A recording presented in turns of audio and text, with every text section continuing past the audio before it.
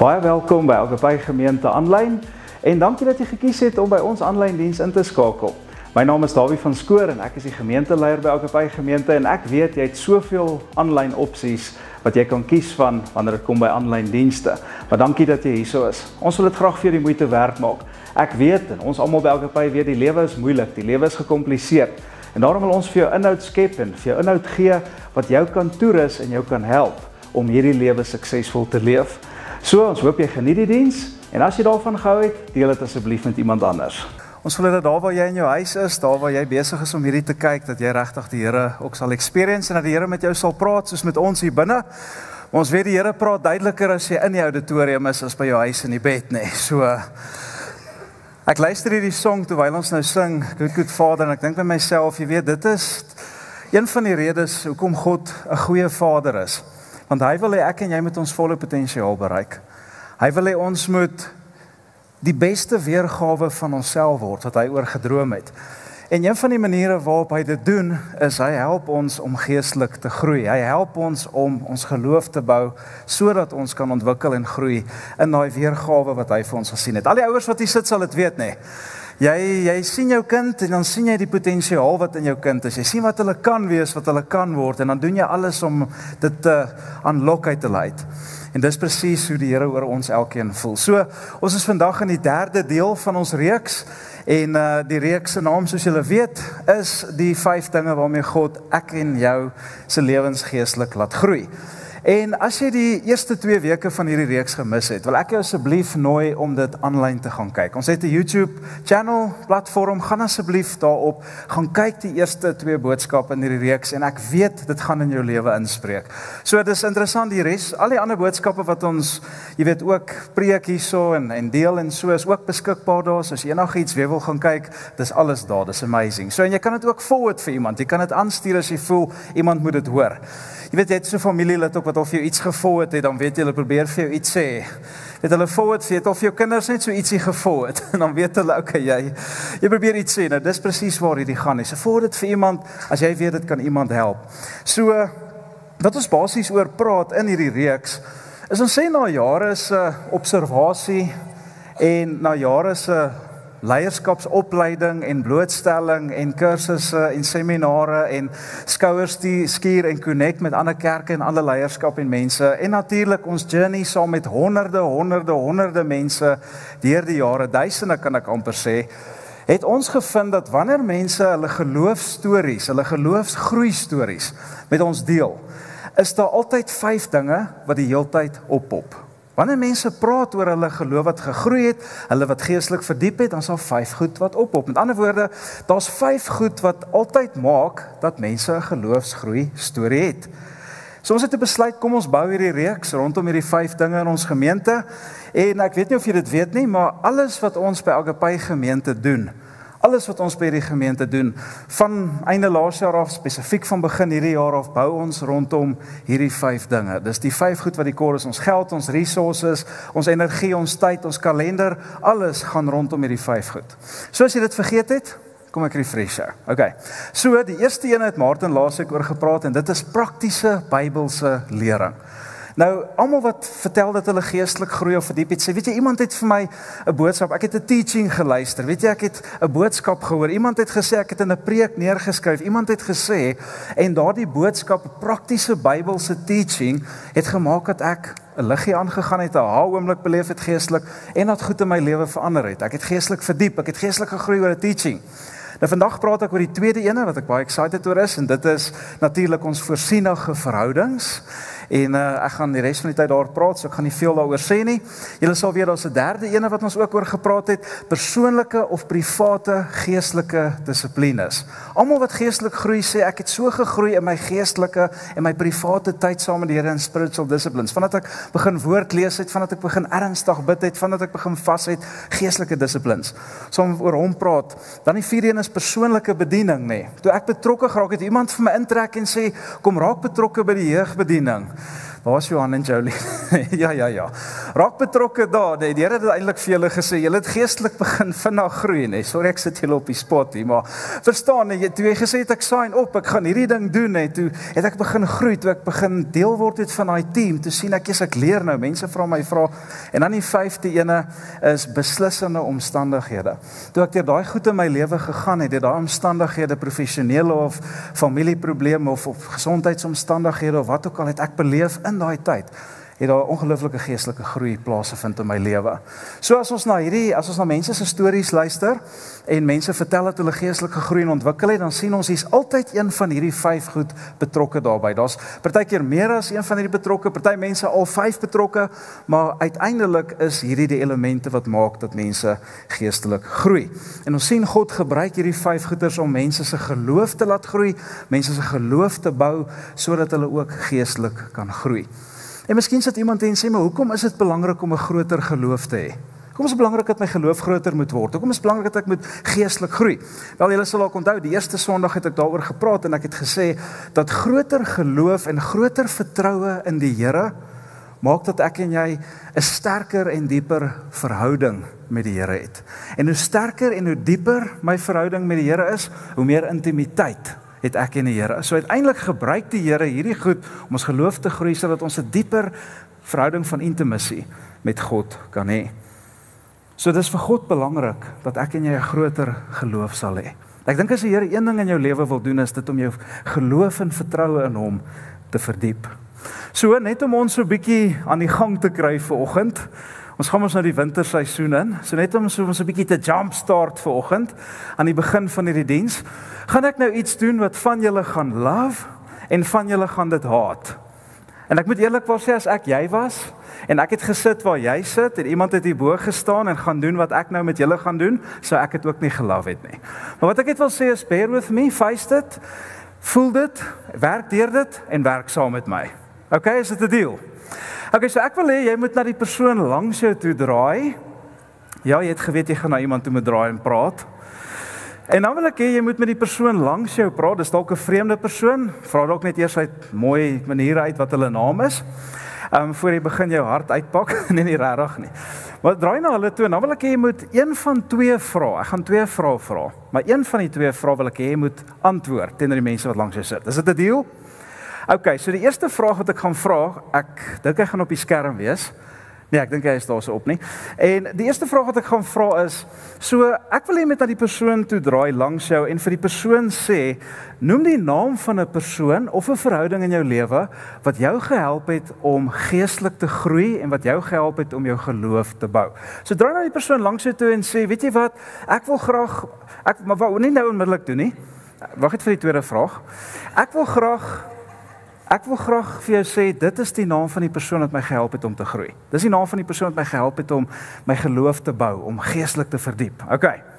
En dan weet ek nou, hier's ander mense wat vandag in hierdie plek sit, en hulle sê, wel Dawie, ek sal graag saam jou speletjie wil speel vanoggend, maar weet jy wat, ek is nie regtig 'n kerkmens nie, en ek is nie regtig deel van jou kerk nie, ek kuier net vanoggend die eerste keer hierso, jy weet, so ek gee 'n bietjie spasie voor ek inskakel, of weet jy wat, ek het 'n issue met kerk, of ek is nie regtig 'n godsdienstige mens nie, of weet jy wat, ek is nie regtig 'n volgeling van Jesus nie, of ek ken nie die kerk nie, of ek het per ongeluk hier opgeëindig, of iemand het my gemanipuleer om hier te wees, so ek wil nie die speletjie speel nie. Nou wil ek vandag vir jou sê, ek het spesifiek vir jou ook 'n vraag, okay? So speel hom aan anyway saam ons. So die tweede vraag wat ek vir jou wil vra, wat jy moet antwoord, is, as jy terugkyk op jou lewe, wil ek hê jy moet vir die persoon langs jou sê, bekende of vreemde persoon, wie is die verhouding of die naam of die persoon in jou lewe wat jou gehelp het om weer geloof te herondersoek? Wat jou gehelp het om dalk weer vir God miskien 'n kans te gee, of jou gehelp het om dit ten minste te oorweeg, of jou gehelp het om weer terug te kom kerk toe, of jou gehelp het om miskien dalk net te sê, ek maak myself weer net so bietjie oop vir die dinge van die Here. Ek's nog nie daar nie, maar dis die persoon wat my gehelp het om net half soos 'n volgende stap te gee. Okay, go for it. Kom ons doen dit. Julle aanlyn, doen dit asseblief ook maar by die huis. Praat met Kitsie, druk haar vas op die bank. Kom, gesels met iemand, ek soek die name van die persone.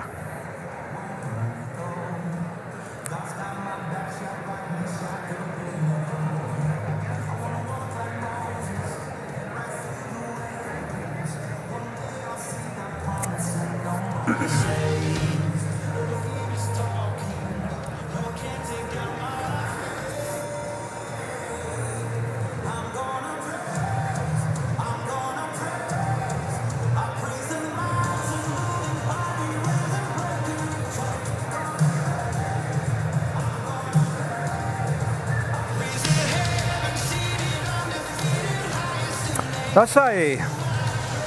Yes, ek is beïndruk met julle, hoor. Julle gesels lekker. Ek hoop julle het oor dit gesels en nie. Hoorie, nou dat hy kans gee, wil ek gou vir jou vra, het jy die ligte afgesit in die swembadpomp? Nee. Nou die Here sien waar jy praat. Van ons sit hier en sê, dit was die weirdste minuut van my lewe gewees. Kan ons asseblief dit nie weer doen nie? Skat, ons kom nooit weer na hierdie kerk toe nie. Voel ons nie net nou sommer beter nou het ons bietjie gechat het nie. Iemand 'n nuwe vriend gemaak vanoggend. Ja, sê, Roan, wonderlik. Iemand 'n vriend gemaak, great stuff.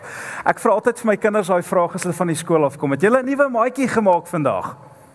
Kyk hulle my net so aan, hè. En my ekstrovert kind sal sê, ja, 15 of 5 of wat ook al. Nou as ek hierdie vraag moet beantwoord, wie is die naam, wie is die persone wat jou gehelp het om geestelik dieper te gaan? Wie is die mense wat jou gehelp het om jou geloof te bou in die lewe? Ons al baie. Maar ek dink daar's 3 name wat vir my na vore kom. Toe ek voorberei en ek dink by myself, wie is die mense? Toe daar 3 name by my opgekom. En die wat al lankal deel is van Agape sal weet, julle ken van hulle, want ek praat baie daaroor, is een van daai pop soundtracks van my wat altyd loop, julle ken dit. Maar eerste ene wat ek dadelik aan gedink het, is my oupa, Dominee Louis Kriel. Hy's 'n dominee gewees en hy is seker die een wat die grootste impak op my lewe gehad het. Hy's die een wat my gehelp het om te verstaan dat Christianity is nie net iets wat op die Bybel se blaaie staan nie. Dit is actually 'n lewenstyl. My oupa het vir my geleer, hoe lyk dit in die 20ste eeu en 21ste eeu om Jesus te volg? Want jy weet, jy word groot met Bybelstorieetjies, jy word groot met Noag en die ark en al die goedjies, maar dit word nie altyd reël vir jou. Jy sien groot mens Christene en jy sien nie regtig dat wat jy in die Bybel lees is altyd wat in hulle lewens aangaan nie. Maar daai man, hy sal hele paar jaar in die hemel. Hy het vir my gewys hoe lyk 'n regte Christen. Hy het vir my gewys hoe lyk 'n kind van die Here. Hy het vir my gewys dat it's possible om 'n volgeling van Jesus te wees. Dat wat daar staan kan actually in iemand se lewe wees. En ek dink as dit nie vir hom was nie, sou ek dalk gewonder het, is al so iets soos regte Christene toe ek groot geword het. Maar as gevolg van hom het ek dit geleer in my lewe. So ongelooflike impak op my lewe gehad. Die tweede persoon is een van my dosente gewees, Dominee Hendrik Foster. Nou hy is 'n sistematiese teologie dosent gewees van my en ek moet vir julle sê hy het so vermoë gehad om die Bybel oop te kon breek, nê. Hy het jou in die wêreld agter die teks ingevat dat jy meer en meer wil weet en hy het my geleer dat die Bybel gaan oor baie meer as net Psalm 23 en 1 Korintiërs 13 en die ou goedjies wat jy lees. Die Bybel gaan oor baie meer as net die obvious goeders wat ons raak lees. Ek en jy het 'n teologiese bril waardeur ons kyk na die Bybel en alles wat jy in die Bybel lees, interpreteer jy deur 'n teologiese lens. En daai teologiese lens wat jy op jou geestesoë het, is dit wat jy glo die persoon en die werk van God is. Wie is God en hoe werk hy met mense? En hoe hy dit verduidelik het en hoe hy die konsepte oopgebreek het my so dors gemaak vir meer en gesê, ek wil die Bybel so interpreteer. Ek wil in die persoon en werk van God indelf, teologie, en ek wil verstaan, nie net die basic goedjies nie, maar ek wil amper sê die taai-steek van die woord, hoekom goed so is, abstrakte konsepte. En ek wil dit graag vir mense teach op 'n eenvoudige wyse en hy het regtig vir my dit so lewendig gemaak en ek was mal oor dit gewees. Die sistematiese teologie klasse was vir my amazing geweest toe ek dit gedoen het. En dan 'n laaste persoon wat ek dadelik ook aan gedink het is 'n man met die naam Dr. Gustav Gous. En dis iemand wat 'n mentor en 'n coach in my lewe, eers later in my lewe geword en dis iemand wat my so ongelooflik baie geleer het oor myself. Iemand wat my deur moeilike tye ondersteun het, iemand wat my gehelp het, wat my laat glo het in myself en gesê het, "You can do this." En as ek nie geweet het hoe om goed te doen het, hy my gehelp met dit. En ek weet hy kyk partykeer van die dienste so thanks coach. En dit was iemand wat 'n ongelooflike impak op my lewe gehad het en nog steeds het by tye wat vir my laat verstaan het dat ek kan die beste weergawe van myself word in die Here en hoe ek dit kan word. En dit is die mense in my lewe. En as ek na elke een van hierdie 3 verhoudings kyk en ek glo as jy na jou verhoudings in jou lewe kyk, ek dink dan is dit vir my maklik om die woord voorsienig met hierdie 3 verhoudings te konnekteer. En ek weet hier's van ons wat hier sit en sê, maar wat op aarde beteken voorsienig? Dit klink nou na 'n verskriklike ou Afrikaanse woord, en dit is. Voorsienig is 'n ou Afrikaanse woord wat afgelei is van die Afrikaanse woord voorsienigheid. Nou, voorsienigheid volgens die HAT beteken die volgende: deur die leiding en besturing van God beskik, verskaf of gegee. Deur God se leiding of God se besturing is iets gegee of verskaf of voorsien. En as ek kyk na die betekenis van hierdie woord, en ek kyk so terug op my lewe, en veral na hierdie 3 verhoudings, en baie ander wat ek nie eens oor gepraat het vanoggend nie, as ek terugkyk op dit, dan wil ek vir myself sê, dit wil vir my lyk, as ek terugkyk op my lewe, asof die Here deur sy leiding en deur sy besturing op die spesifieke regte oomblikke in my lewe seker gemaak het, dat hierdie 3 mense se lewenspaaie met my lewenspad kruis, op die oomblik wat ek dit die nodigste gehad het. As ek terugkyk, dan sien ek die Here het op die regte tyd hierdie mense half voorsien deur sy leiding en besturing om op daai oomblik met my paaie te kruis. En in daai oomblik iets in my lewe te kom doen wat ek nodig gehad het, hulle op daai stadium moet kom doen.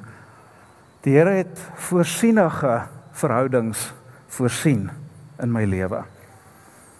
Nou die realiteit is vandag, ek het ook 'n aandeel daarin gehad, en jy het ook 'n aandeel daarin. Ek meen, ek kon vir my oupa gesê het, oupa, ek het nie tyd om saam met oupa te sit nie. Ek kon vir my oupa gesê het, ek is nie lus vir al die storieetjies en staaltjies en alles wat hy van vertel het van die kerk en van al die goed en van ministry en teologie en die Bybel, ure en ure en ure. Ek kon gesê het, ek is nie lus vir dit nie. Ek kon vir van hierdie verhoudings gesê het, weet jy, ek sal dit self uitfigure. Ek het nie hulle input nodig nie. Weet my soos ons mans. Ons sal self. Ek weet hoe om hierdie te doen. Pappa het die remote, my skat. Ek weet hoe om hierdie te doen, hè. Dis is eintlik net 'n mite, ons weet nie altyd nie, dames, maar julle weet dit ook. So, jy weet, ek het nie nodig om hierdie input te hê nie. Weet jy wat, ek het nie nodig om my lewe oop te maak nie. Ek het nie nodig, of ek het nie tyd in my lewe om met iemand te gaan sit of accountable te wees, of my lewe oop te maak vir inspraak of input in my lewe nie. Ek het nie tyd, of ek kon dit gesê het. Ek kon dit gedoen het. En dan weet ek, as ek dit gedoen het, sou ek op hierdie 3 verhoudings in my lewe uitgemis het, en ek sou die impak van hierdie 3 voorsienige verhoudings wat God voorsien het, in my lewe gemis het. Want hierdie 3 verhoudings het die traject, die rigting van my lewe verander, en die rigting van my lewe geraak. So, ek dink dit is belangrik om vir jou te sê, dis nie asof God homself in jou lewe gaan inforceer nie, en hierdie verhoudings aan jou gaan kom afsmeer nie. Ek dink ek het ook 'n rol gehad wat ek daarin speel, en jy het ook 'n rol wat jy daarin speel, maar ek dink deur die genade, en ek dink deur die leiding van die Here, soos ek gesê het ek ja gesê, om in hierdie verhoudings in te leen, en in te koop in hierdie verhoudings, en myself oop te maak vir hierdie verhoudings in my lewe. Al was dit soms awkward, al was dit soms ongemaklik geweest, en al was dit soms baie challenging geweest, maar soos ek terugkyk op hierdie verhoudings, dan besef ek, dit het my lewe verander. En 'n deeltjie van wie ek is as gevolg van hierdie verhoudings wat die Here voorsien het, wat ek ook besluit het om in deel te neem. Dit het my verstaan van God totaal verander. Dit het my verstaan van die kerk verander, my verstaan van bediening, my verstaan van menswees het dit verander, my verstaan van die wêreld en hoe God se waarheid in die regte wêreld insny, dit het my totale verstaan van dit verander, nê. So, hier is die deal wat ek vir jou wil sê vanoggend, en jy weet hierdie, want jy het dit nou net vir iemand gesê langs jou, of 'n bekende of 'n vreemde persoon, in daai vreeslike awkward oomblikie. Wanneer jy 'n storie van geloofsgroei hoor, wanneer jy 'n storie van life change hoor jy altyd dat daar 'n voorsienige verhouding was. 'n Verhouding wat deur die leiding en deur die besturing deur God op jou pad gestuur is, wat daartoe aanleiding gegee het. Nie waar nie? Almal wat 'n storie vertel sê, daar was iemand gewees wat die Here oor my pad gestuur het, en daar het 'n groei of verandering in my lewe plaasgevind. Ek moet bieg, jy hoor nooit mense sê, weet jy, ek het myself geïsoleer en myself afgesny en vervreem van almal, en toe word ek die beste weergawe van myself en alles wat God wou gehad het en niks met niemand te doen nie. Ja, jy hoor dit net nie. Ek het dit nog nooit in my lewe gewoon nie. En as jy sê wel is my storie, wel, ek dink nie ek ken jou storie baie goed nie, want ek dink nie dit kan so wees nie. Inteendeel, wanneer mense met jou praat oor hierdie dinge, dan sê hulle altyd, wanneer mense praat oor life change en oor voorsienige verhoudings, dan sê hulle altyd, weet jy wat, toe ek daai ou of daai meisie ontmoet het, Weet jy hoeveel mans het dit al vir my gesê, weet jy, toe ek met daai vrou van my begin uitgaan het die dag, kyk, sy het vir my vinnig op die pad gebring.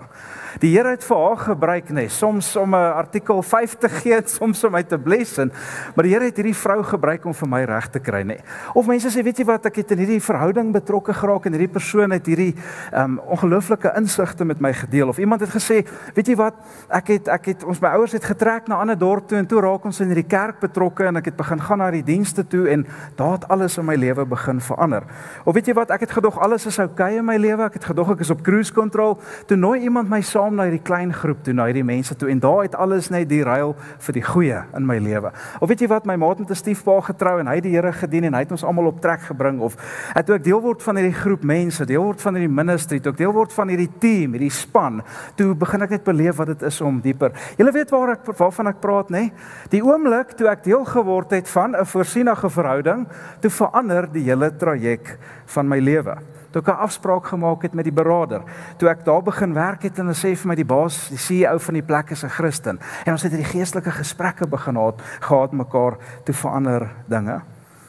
Elke keer as jy na mense se geloofstories en groeistories luister, is daar 'n voorsienige verhouding deel daarvan, en dit is die punt van hierdie. En dit beteken nie jy moet met elke liewe mense baie lang verhouding hê nie. Dit beteken nie jy moet met iedere mens, partykeer is dit net 'n gesprek gewees. Ek het al mense gehad wat sê ek was in hierdie een gesprek met 'n persoon gewees, en net daai gesprek het die ligte vir my aangesit. Net daai gesprek het hierdie ongelooflike ding vir my kom doen, en van daar af het daar verandering in my lewe plaasgevind. Party mense sê dit was nie eers 'n gesprek nie, dit was net die manier hoe iemand gelewe het, wat ek dopgehou het, die manier hoe hulle huwelik gedoen het, die manier hoe daai man met sy vrou gewerk het, die manier hoe hulle kinders opgevoed het, die manier hoe hierdie persoon 'n bold by die werk getuig het, die manier hoe hierdie persoon uitgestaan het my net totaal geraak, hierdie verhouding wat ek met hierdie persoon gehad het. Dit het my net totaal geraak en my laat groei en iets in my lewe gekickstart. Weet julle waarvan ek praat? Dis altyd net 'n diep verhouding nie, dis gesprekke, dis baie keer net om iemand dop te hou in die manier hoe hulle goeders doen. En dit het dalk gemaak dat jy vandag hier sit. Dit het dalk gemaak dat jy gesê het, as gevolg van daai gesprek of daai manier of daai verhouding, gaan ek terugkom kerk toe. As gevolg van daai manier gaan ek weer die Here begin dien. As gevolg van dit gaan ek dalk weer heroorweeg of ek dalk die Here 'n kans gaan gee. Ek gaan weer my geloof begin ondersoek. Ek gaan weer na 'n sel toe gaan. Ek gaan weer begin groei. Ek gaan dieper begin gaan. Ek gaan weer begin bid. Ek gaan begin Bybel lees. As gevolg van daai ding, het dit iets in jou lewe gekickstart. So die punt van vandag se boodskap, julle, as ek hom kan saamvat, is dat die Here gebruik menslike verhoudings om ons geloof in hom te bou. En ek weet iets van julle wat wens, dit was eerder nie so nie. Jy wens jy kon net in die aand geslaap het en die Here bou jou geloof in jou slaap. Jy wens jy kon net gebid het en die Here kom doen alles nie. En die Here kan dit doen, maar somehow mind-boggling, ek sal dit as ek 100 jaar moet oud word nie verstaan nie, kies die Here om menslike verhoudings te gebruik om 'n sekere deel van jou geloofsgroei te bewerkstellig. En die rede hoekom daar 'n sekere deel van jou geloofsgroei net nie wil vlam vat nie, is omdat jy die Here dalk nie toelaat vandag om hierdie in jou lewe te kom doen nie, om menslike verhoudings te gebruik om dit te doen nie. Nou, as dit die waarheid is, dan is die teenoorgestelde ook die waarheid, nee. Soos met enige beginsels in die lewe, enige beginsel sny twee kante toe. Maar ek het nou met jou gepraat en vir jou gevra, wat 'n persoon, wat 'n naam het jou gehelp om jou geloof te bou? Maar ek wonder as ek na die ander kant toe moet gaan vandag en vir jou moet vra, wat 'n persoon, wat 'n verhouding, wat 'n naam is daar in jou lewe as jy terugkyk op jou lewe wat gemaak het dat jou geloof gebreek is? Wat gemaak het dat jou geloof skade berokken is? Wat gemaak is dat jou geloof agteruit begin gaan het?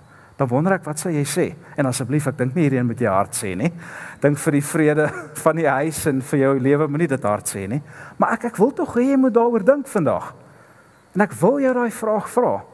Watter verhouding en watter persoon in jou lewe het jou geloofsgroei skade berokken? Het jou geestelike groei skade berokken? Het gemaak dat jy jou geloof verloor of verminder het? Het gemaak dat jy verder van die Here af beweeg het? Het gemaak dat jy verder weg beweeg het in jou finansiële, jou huweliks, jou loopbaan, doelwitte? Wat 'n persone het gemaak dat jy geestelik decline. Wonder wie is dit? Ek kan ook aan 'n paar dink in my lewe. Wonder wie is dit? En dan wil ek jou so 'n bietjie verder vra. As jy daai geïdentifiseer het in jou gedagtes, wil ek vir jou vra, is dit nie die waarheid dat die grootste verwyte wat jy en ek in ons lewens het, somehow connected is met een van daai verhoudings wat jy nou net aan gedink het nie? Is dit nie so dat die grootste verwyte wat jy dalk het, gekoppel is aan een van daai mense in jou lewens wat jou agteruit gevat het nie?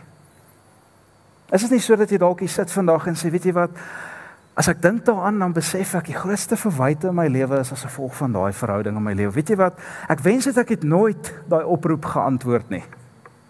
Ek wens dat ek het nooit op daai boodskap reply nie. Ek wens dat ek het nooit daai uitnodiging aanvaar nie.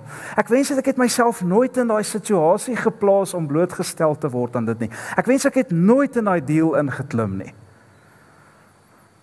Ek wens ek het nooit betrokke geraak by die situasie nie. Wens ek het nooit in die vriendskap ingetree waarin ek nou sit nie. En hier is die deal. Verhoudings is ongelooflik kragtige dinge. En die verhoudings in my en jou se lewe is gesentreer rondom al die defining oomblikke van ons lewens. En al die defining of bepalende oomblikke van ons lewens is somehow gesentreer rondom hierdie verhoudings. So die verhoudings wat ek en jy kies om in betrokke te raak, moet jy weet, het 'n ongelooflike invloed op jou lewe. En hier is die ander ding. Die verhoudings wat ek en jy kies om in betrokke te raak, het nou net gedink aan die regrets nie, het nou net gedink aan die great verhoudings, kruis altyd paaie met jou geloof. Die verhoudings waarin jy kies om betrokke te raak, kruis altyd paaie met jou geloof, en dit gaan jou geloof altyd bevoordeel of benadeel. Dit gaan jou ten koste van jou geloof wees, of dit gaan ten bate van jou geloof wees. Jy moet dit verstaan, elke verhouding in jou lewe. En dis hoekom jy vandag moet weet, en ek dink vir die res van jou lewe moet onthou is dat God is by magte, en God is gewillig, en God staan gereed om sekere verhoudings wat nou in jou lewe is te gebruik as voorsienige verhoudings om jou geloof te bou. God staan reg en gereed om sekere verhoudings in jou lewe in te bring, jou paai met daai mense te laat kruis, sodat jou geloof gebou kan word. God staan gereed om dit te kan doen. Want terwyl die verkeerde verhoudings in jou lewe altyd die potensiaal het om jou verhoudings met God of jou geloof of jou geestelike groei te ondermyn of te laat kwyn, staan die Here gereed om daai verhoudings te gebruik of oor jou pad te bring om jou geloof te laat groei, jou verhouding met hom te laat groei en te laat bloei, soos 'n blom wat blossom, nie bloed wat uitloop nie. So die verhoudings is ongelooflik belangrik en die Here kan dit gebruik om jou geloof te bou of die vyand kan dit gebruik om jou geloof te vernietig. Die verhoudings wat jy kies om in betrokke te raak. So nou vra jy dalk vir my, nou wat maak ek hiermee, Dawie? Wat maak ek nou vandag hiermee? Wat maak ek hiermee? Want ek meen, ek en jy kan nie uitstap en voorsienige verhoudings gaan doen nie. Gaan doen voorsienige verhoudings. Dit maak nie regtig sin nie. So jy kan nie regtig voorsienige verhoudings doen nie. Dit organies gebeur.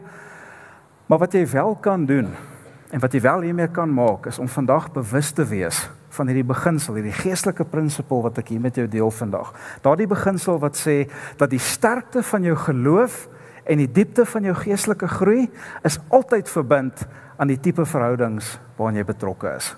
Altyd, dis onlosmaaklik verbind aan mekaar. Dit gaan jou verhoudings gaan jou of vorentoe vat in jou geloof en dit bou, of jou verhoudings met ander mense gaan dalk jou geloof breek. So wat moet ons doen? Ek en jy moet leer om die gesonde verhoudings wat oor ons pad kom te gebruik as voorsienige verhoudings van die Here af om ons geloof te bou. Want die realiteit is, jy gaan op 'n daaglikse basis altyd baie kruis outomaties en onvermydelik met slegte en toksiek verhoudings wat gaan probeer om jou geloof te ondermyn en jou geloof af te breek. Gaan altyd so wees. Dit is altyd hoe hierdie lewe gaan werk. So jy moet intentioneel bou aan hierdie voorsienige verhoudings of jy gaan onintentioneel gaan jy weggevat word in daardie verhoudings van geloofsgroei en geestelike groei af. Jy word elke dag blootgestel aan slegte verhoudings. Jy kies dit nie, jy wou dit nie gehad het nie, maar jy word outomaties en onvermydelik, soos ek sê, in dit ingegooi. Byvoorbeeld, jy kan nie kies saam wie jy werk en saam wie jy skool gaan nie. Jy kan dit nie kies nie. En dit beteken jy gaan saam met mense by die skool en by die werk en waar ook al jy is, wees wat totale ander waardesisteem as jy het. En daai verhoudings gaan jou beïnvloed, of jy dit nou wou hê of nie wou hê nie, gaan jou beïnvloed. Jy gaan genooi word om in groepies te kom staan en buite staan en vibe of oor goed te praat en ek weet nie wat alsien het gaan sit en skinder of hulle in die bar te kry na die tyd en hierdie goed het 'n impak op jou geloof. Hierdie goed maak dat jou geloof decline en nie noodwendig gebou word nie. So of jy gaan byvoorbeeld interaksie met mense hê in jou werk wat jy doen, wat jou gaan versoek, hulle gaan jou konstant versoek om eties of moreel oor die tou te trap, oor die grense te gaan. Jy gaan konstant versoek word deur mense. En omdat jy in daai verhouding is daar 'n kans dat jou geloof kan skade lê as gevolg van dit. Of dalk sê vir my Dawie, weet jy wat, ek sit hierso en ek is nie in daai tipe verhoudings met mense nie. Wel, weet jy wat, al kyk ons net na konvensionele media of sosiale media. Jy gaan elke dag gebombardeer word met beelde van mense wat sê God is nie daar nie, God bestaan nie, God gee nie om nie, hy het nie 'n saak met jou nie. Jy gaan dag en nag gebombardeer word met daai goeters nie. En dit kan jou geloof laat skade kry as jy na dit kyk nie. So verstaan julle wat sê ek? Elke dag gaan jy onvermydelik met hierdie verhoudings te doen kry wat jou aftrek. Hoekom is dit so? Want ons lewe nie in 'n kultuur wat wil hê jy moet 'n sterk verhouding met God hê nie. Ons lewe nie in 'n kultuur wat jou gaan aancheer om groter en beter geloof in die Here te hê nie. Inteendeel, ons lewe in 'n kultuur wat die teenoorgestelde is. Die gravitational pull van ons lewe en van die kultuur waarin ons lewe is altyd weg van die Here af.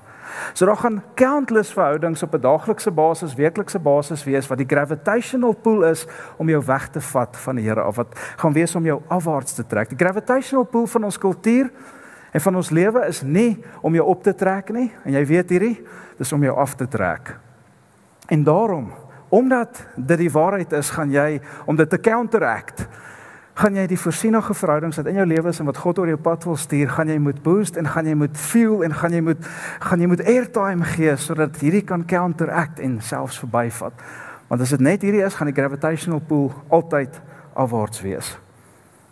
So hier's wat ek glo die waarheid is vandag. En dit is, ek glo daar's sekere dinge wat jy kan doen om saam met die Here te werk om in voorsienige verhoudings uit te kom.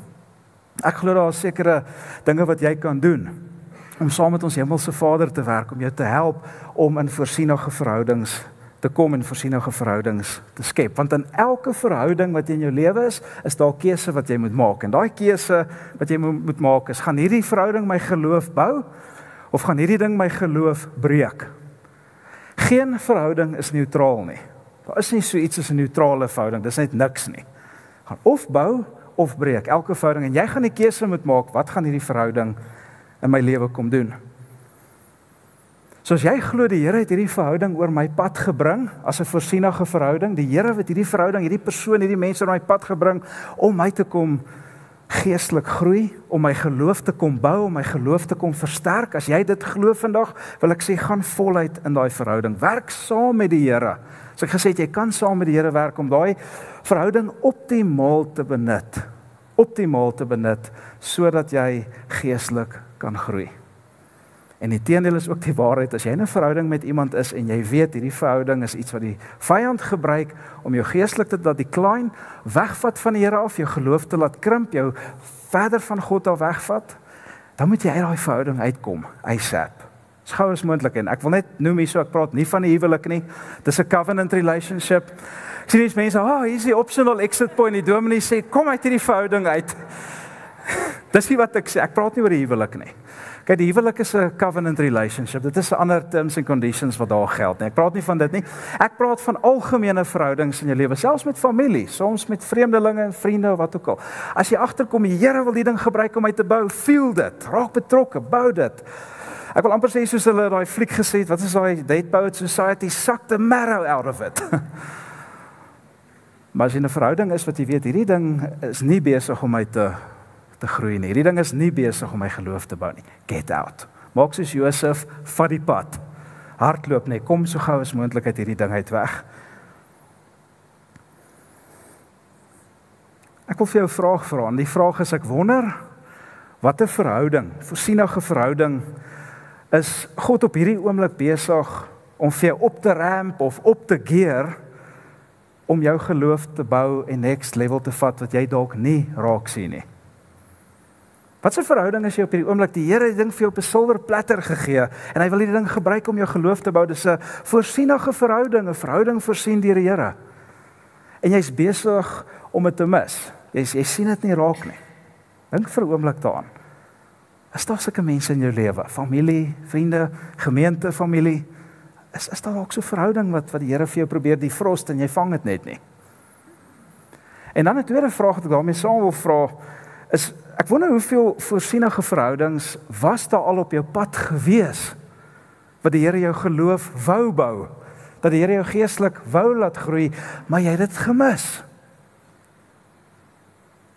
Ek wonder hoeveel. Iemand het jou genooi, kom saam met ons na 'n klein groep toe. Iemand het jou genooi, kom kerk toe. Wees stil van dit, kom saam met ons. 'n kollega by jou werk wat met jou wil gesels oor die Here se dinge. Mense wat op jou pad gestuur word en elke keer as jy te besig, ek het nie tyd nou vir die klein groep. Ek het nie tyd vir die kerk. Ons is te besig. Time is money, man. Places to go, people to see. Tyd om daar te gaan sit en luister na daai ou daar voordat allerhande goed praat nie. Ek weet mos wat mense sê. So die feit is wat was die verhoudings wat God al in jou lewe wou ingebring het? Jy het dit gemis, want jy is te besig, of was nie gefokus nie, of jy was ander goed gefokus. Wonder hoeveel verhoudings is daar dalk in jou lewe wat jy gemis het? Kan ek jou vandag aanmoedig om dit asseblief nie meer te doen nie? Kan ek vir julle vra, Agape familie, kom ons doen dit nie meer nie.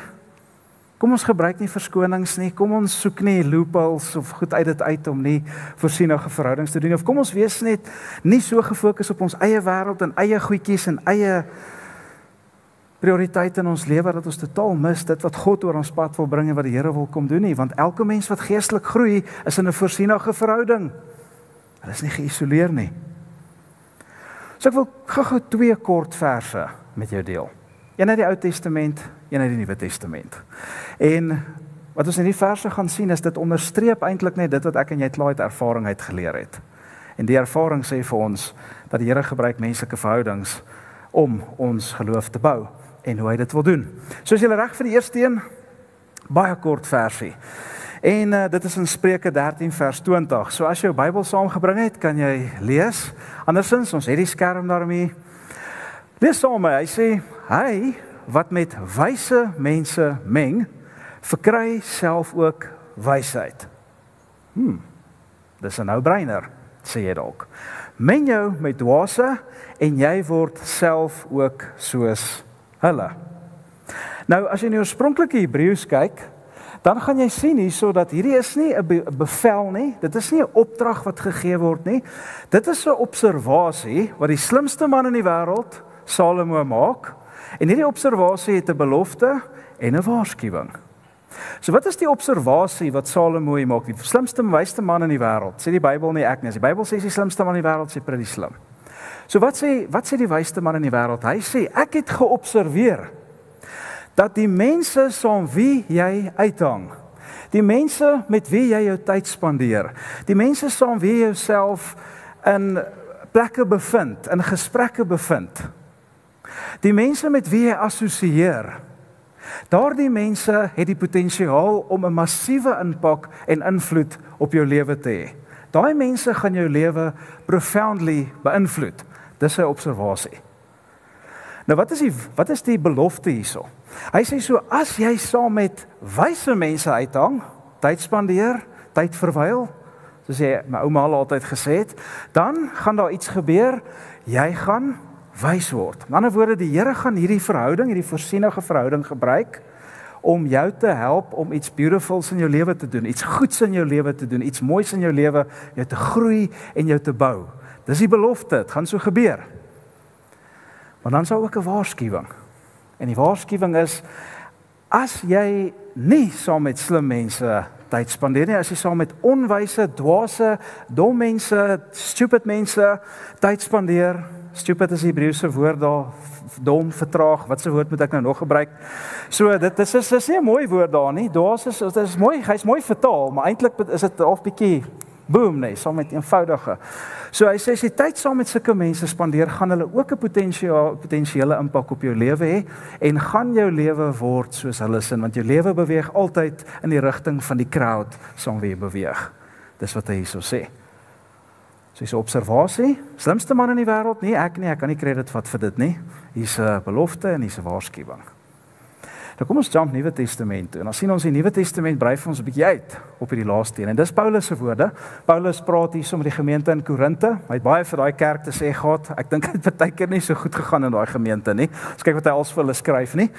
Maar hoe dit sê hy vir hulle? Hy sê, moet julle nie langer laat mislei nie. Slegte geselskap bederf goeie sedes. En jy ken hierdie vers. Bad company corrupts good character, sê een van die Engelse vertalings. Moenie jouself laat mislei nie. Moenie dink dit gaan nie 'n impak op jou hê nie. Moenie dink jy is die uitsondering op die reël nie, want jy is nie. Slegte geselskap bederf goeie sedes. Nou ons dink baie keer hierdie is net van toepassing op tieners, nê. Die wat tieners het. Ja, my seun, jy moet onthou die Bybel sê, bad company corrupts good character, nê. En jy wil hierdie versie eintlik uitprint vanmiddag en so in jou kinders se kamer plak dat hulle dit sien, eintlik so langs hulle beddens dat hulle wakker word met 1 Korintiërs, nê. Maar raai wat, hierdie is nie geskryf vir tieners alleen nie. Hierdie is net so waar van jou en my lewe, of jy 15 is, of jy 50 is, of jy 95 is. Daar's bad company in ouer huise ook julle. Dit is so, as bad company in universiteite. Okay, bad company corrupts good character. Hier's nie 'n age restriction op nie. Jy moet dit verstaan. En hier is ook nie net van toepassing op Christene nie. So as jy sit vandag en sê, ek is nie regtig 'n Christen of volgeling van Jesus nie, surprise. Dis net so van toepassing op jou ook. En jy kan vir my dalk sê, maar Dawie, dis common sense. Wel, as ek nou kyk na mense wat ek gejourney het al in my eie lewe, my familie, is dit nie so common sense nie. Common sense is nie so common nie. Iemand het al agtergekom nie. Ek wil vir sê, is baie meer as common sense. Hier's 'n geestelike prinsipel wat hierso werk. Hier's 'n geestelike komponent wat jy nie moet mis nie. En daai komponent is baie meer as common sense. As jy in 'n verhouding met iemand ingaan, moet jy weet dit gaan 'n impak op jou lewe hê. En as jy in 'n verhouding met verkeerde mense is en dis nie 'n voorsienige verhouding nie, dan moet jy weet dit gaan 'n geestelike nadelige invloed op jou lewe hê. Dit gaan geestelik 'n impak op jou lewe hê. Of jy dit nou doelbewus agterkom of nie, geestelik gaan daardie goed in jou lewe inwerk. En jy gaan geestelik gaan nie groei nie, en jy gaan nie in jou geloof gebou word nie. Hoekom? Want hy sê, as jy saam met hierdie mense, wyse mense wandel, sal jy wys word.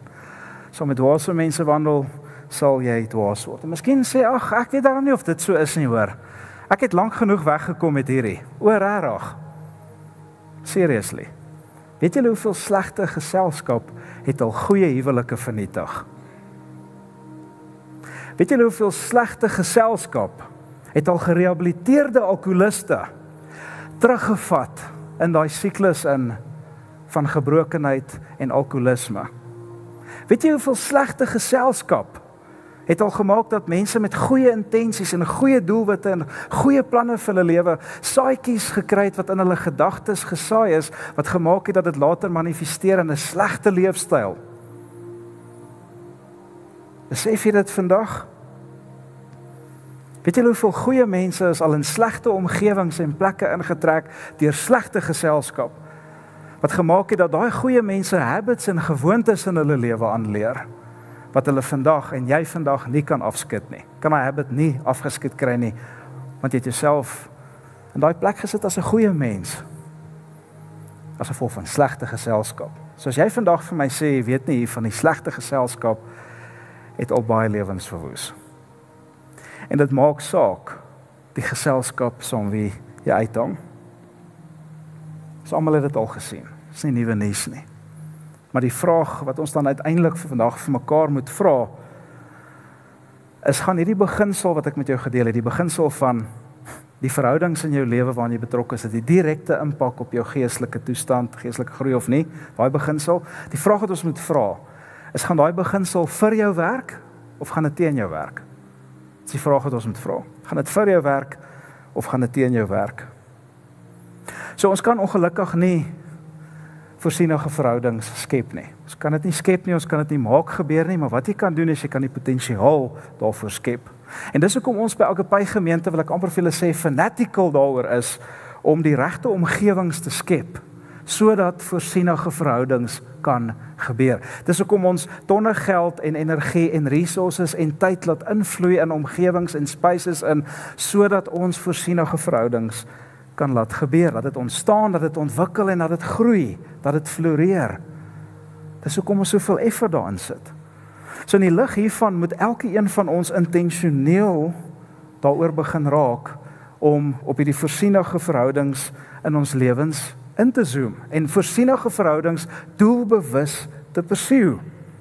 Deur onsself in die regte omgewings te plaas en te commit tot die regte omgewings sodat hierdie kan gebeur in ons lewens. Want as jy nie voorsienige verhoudings gaan laat floreer in jou lewe nie, dan gaan die ander bad verhoudings wat outomaties daar is, eventueel oorneem en jy laat die klaan. Jy weet dit. So jy gaan intentioneel moet wees, jy gaan by omgewings moet inskakel waar hierdie goed kan gebeur. So wat wil ek vir jou sê rondom dit? Ek wil vir jou vandag challenge, en Agape gemeente, ek wil julle challenge vandag. Kom ons skakel in by hierdie omgewings. Wat is hierdie omgewings? Klein groepe. Ons het in ons gemeente, het ons langtermyn en korttermyn klein groepe. Klein groepe wat vir jare by mekaar kom, elke 1 keer 'n week of 2 keer 'n week of 1 keer elke 2 weke of wat ook al. Ek wil jou challenge vandag om in te skakel by 'n langtermyn groep, want dis hier waar 'n omgewing is waar voorsienige verhoudings gebou kan word, kan groei, kan ontwikkel, kan ontstaan. Daar's korttermyn groepe wat net 'n sekere kwartaal of net 'n paar weke is en ek wil jou nooi om by dit in te skakel. Ek wil jou nooi om in te skakel, ons het fokusgroepe wat op sekere fokusareas fokus. Dis mense wat saam paddle speel, dis mense wat saam fietsry en hulle kom by mekaar en in daai groep format bou hulle voorsienige verhoudings mekaar en connect hulle en gebruik die Here daai goeders, nê. So daar's daardie verhoudings wat ons het wat deur daardie goed plaasvind, nê. Daar's soos fokusgroepe wat ek net van gepraat het. Daar's so 'n bedieningsgroepe om in 'n bedieningsgroep betrokke te raak, nê. Daar's groeigroepe wat ons Sondae-aande het. So as jy jongvolwassene is, wil ek jou nooi, skakel in by Onmisbaar. Skakel in by ons jongvolwasse omgewings, ons jongvolwasse groepe. Daar's plek, daar's 'n omgewing, daar's 'n spasie vir voorsienige verhoudings. Ons doen baie effort om sulke spasies te skep, sulke omgewings te skep in hierdie kerk. Skakel in by dit. As jy nog nie in 'n klein groep betrokke is nie, skakel in by 'n klein groep. As jy 'n geliefde verloor het, skakel in by Grief Share. Dis 'n korttermyn groep. As jy deur 'n egskeiding gegaan het, skakel in by Divorce Care. Skakel in by 'n jeugfees bedieningsgroep. Skakel in by 'n kinderfees bedieningsgroep. Belinda het vir my gesê ons kort nog heelwat werkers ook daarso en jy word deel van daai bedieningsgroep net vir 'n week en daar's amazing voorsienige verhoudings wat gebeur. Mense wat vandag nog verhoudings met mekaar het as gevolg van die feit dat hulle saam bedien het. Goed wat jou help om geestelik te groei. Wil jy nou skakel in by ons gebedsspan? Ons het ons gebedsspan modus operandi so 'n bietjie verander op 'n Sondagoggend van 8:00 af bid ons in die kapel. So ons bid nie in groepies nie want ons weet jy moet eers leer en eers vir jou eie familie bid en so aan. En dit is moeilik om vir jou eie familie te bid, wat nou nog vir vreemde mense. So ons wil jou nooit kom bid net op jou eie daarso. Ons het freestyle aanbidding. So jy bid, jy sit op jou eie, jy bid, jy bid vir die diens, bid vir my, bid vir wat hier gebeur, bid vir verandering, bid vir die groei van die koninkryk van die Here. Kom Sondag 8 tot 8:15 in die kapel. Niemand gaan jou vra om te bid nie. Niemand gaan jou vra wat is die woorde van die Onse Vader.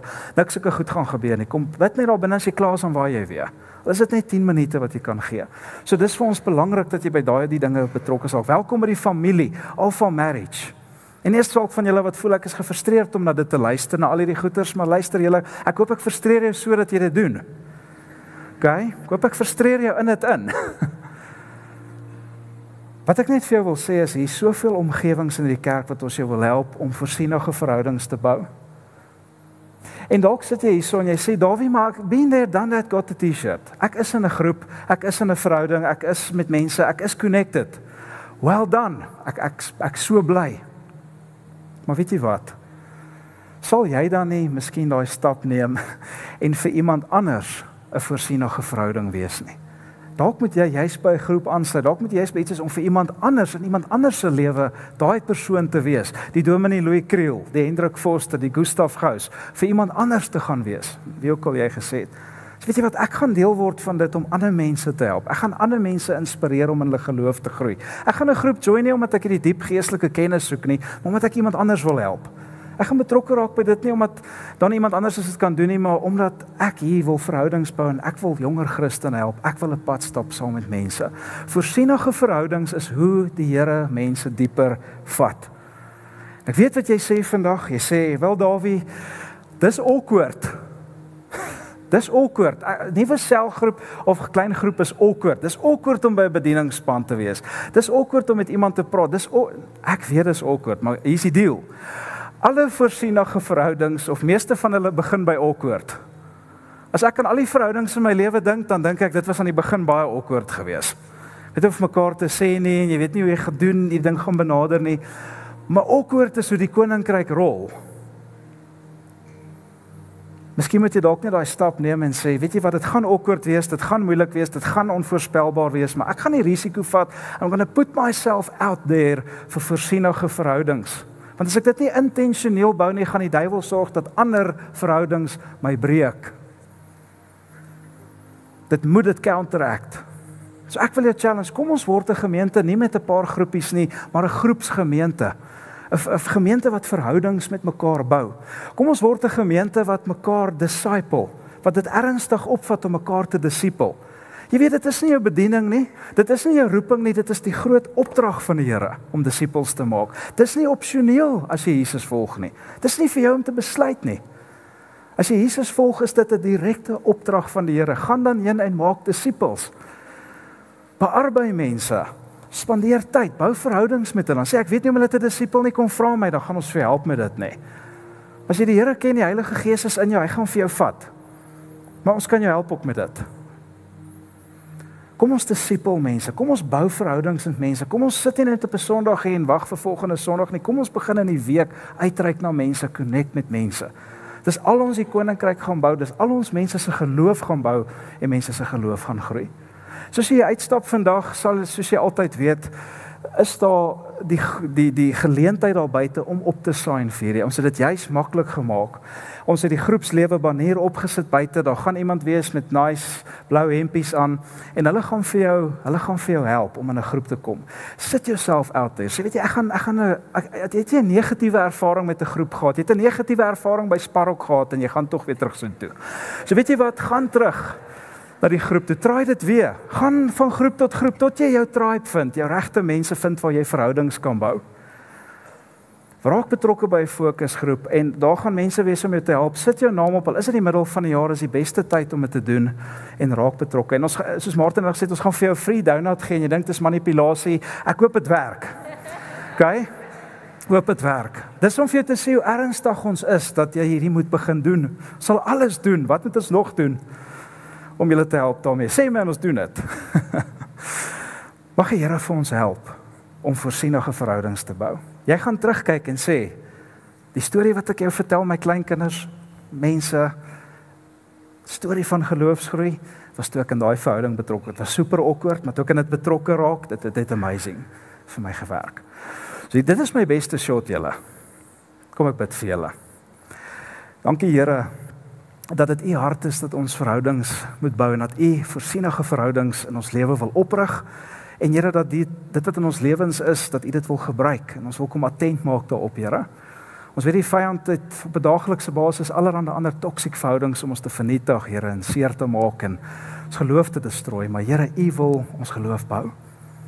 Ag so Here, ek bid dat u regtig vir ons as 'n gemeente sal kom help. Hoe sal hierdie kerk nie anders lyk nie? Hoe sal Rustenburg nie anders lyk nie, Here, as ons hierdie ernstig opvat, as ons besigheid meeneem mee? As ons uit die boot uit klim en sê, ek gaan myself buite sit, ek gaan myself out there sit, en dit doen, Here, groepe betrokke raak, dat ons groepslewe, omgewings, Here, plek sal wees waar mense deel van word. Ek bid dat u vir hulle sal help, Here. Ek het die woord gedeel, ek het die belangrikheid daarvan geshare, en nou bid ek, Here, dat u met mense sal werk. Ons kan niemand forceer nie, Here, ons kan niemand dwing nie, en ons wil ook nie. Ons wil hê mense moet dit uit oortuiging uit doen, Here. Mense moet uit hulle eie wil uit besluit om dit te doen, omdat die Here hulle oortuig het.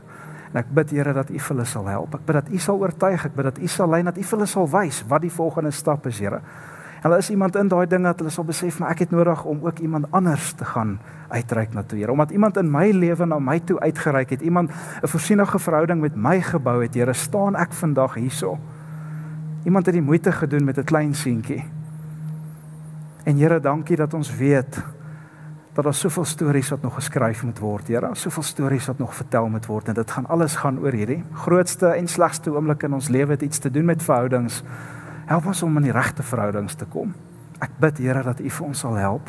Help dat ons eie ek en ons eie vleeslikheid en nie myself en I nie, maar weer die oorhand so vinnig kry nie. Maar Here, dat ons sal sê, ons gaan onsself submit aan God se wil, disippels maak, verhoudings bou, en ons gaan dit doen wat vir God so belangrik was, dat hy die hemelse heerlikheid verlaat het om verhoudings te kom bou en restore met mense.